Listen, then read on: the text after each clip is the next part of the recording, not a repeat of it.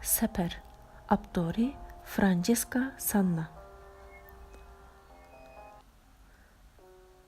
Apam, dadam, mən və inim dengizə yaxın bir şəhərdə yaşayımız.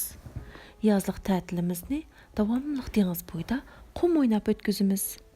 Yəni ötküzətdik. Əmdilikdə heç qumğa bara almaymız. Çünki ötken yili bəğəlit işlər yüz berdi. Hayatımızda məngülük özgürüşlər boldu. Neymiş yüz berdi? Uruş başlandı. Her günü etrafımızda nahaydı korkunçluk işler yüz berişki başladı. Uzun ötmey etrafımızda qalayımqançılıqdan başqa heç nərs körəlməydiğən bulup qaldık. Goya dünyadaki bütün nurlar uçup ketken idi. Ve bir günü uruş dadamını bizden ayırdı. O günden başlap etrafımızını texmi korkunçluk karanqoluk qapladı. Apam toxtumay gəm qılatdı. Apamның bir dostu nurgun kişilərinin şəhərini taşlap ketkenligini aytdı. Başqa bir dövlətə keçib ketişik urunub atqanlığını, tolumuz jıraq, egiz tağları bolğan bir dövlət ikənligini aytdı. O qandaq bir yer? Dep sorduq apamdan. Bexətər bir yer, dep cavab berdi apam. Jıraq mı? Dep sorduq yana. Apam bir kitapdan Galiti bir şəhərinin rəsmini görsətdi. Galiti ormanlarını, Galiti hayvanlarını bir-birləb sözləb berdi. Andın eğir, uxsınıb şundaq dedi. O yerge barımız ve bundan keyin qorxmay yaşaymız. Faqat berişni xalamaydık. Lekin apam toxtumay bunun biz üçün nahaydı köngüllik bir sayahat bolduğanlığını sözləb turatdı. Bütün mal mülkümüzni çamdallarımızga saldık ve bütün tonuşlar bilen vidalaştık. Başqalarından körüp kalmaslığı üçün keçi yolga çıktık. Toxtumay neçə gün səpər qıldıq. Jıraqlaşdıq. Jıraqlaşqan seri nurgun nərslərimizni kendimizge taşlap qoyduq.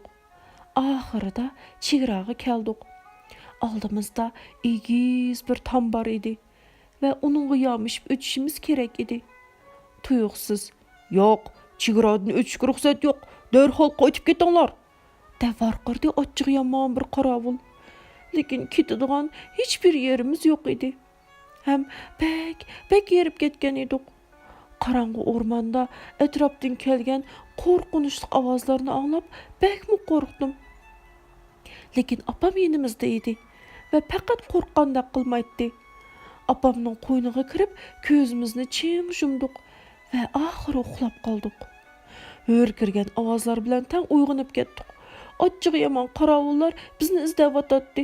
Yoşurunu elişimiz gerek idi. "Tez bulunlar, bu tarafga" dep pichirildi apam. Taza jıraqlap ketkiçe toxtumay jügürdük. Tuyuqsuz burun hiç körüp baxmagan bir adamni gördük.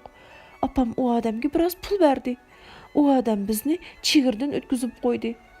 Hemmi yer qapqarangı idi. Bizni hiç kim körmedi. "Səpirimiz tex tügümedi" dedi apam. Aldığımızda keng ketken bir deniz var idi. Bu denizden ötüşümüz gerek idi. Lekin qandaq ötəmiz?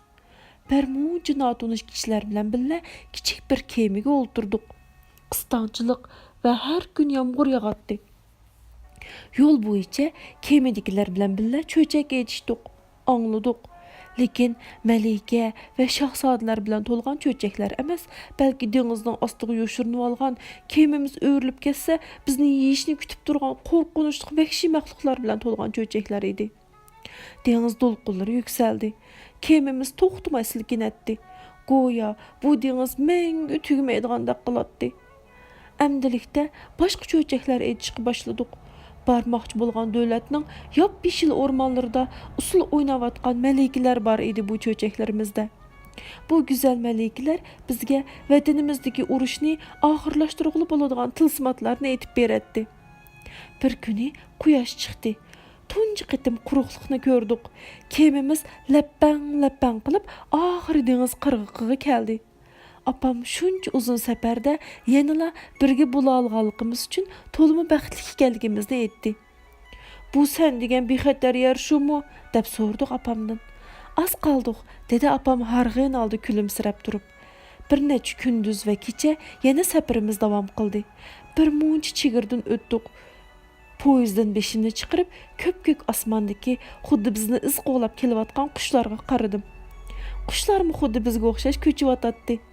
Ularning safarimi pek uzun edi, lekin ularning chegirdan o'tishga ehtiyoji yo'q edi. Balki bir kuni xuddi bu qushlarga o'xshash bizmi yangi bir uva topamiz.